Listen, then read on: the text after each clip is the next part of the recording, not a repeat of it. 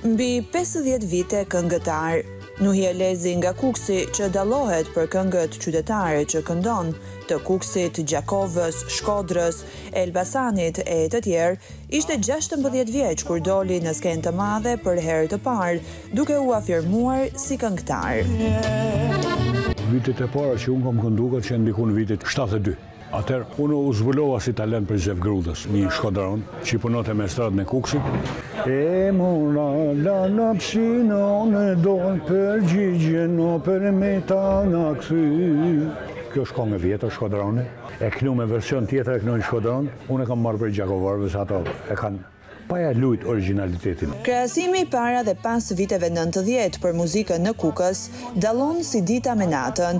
Para 90-s, aktivitetet dhe organizimet e estradës së këngëtarëve ishin të vazhdueshme, ndërsa pas 90-s gjithçka u përmbys. Për artin Kuksion ka qenë vitet më të arta. Para 90-s, shumë të arta. Pas 90 se këne gjithçka ka marru mësëve. Unë aty komponua, po ka qenë e marru me fonda s'ka pas, gjo s'ka pas.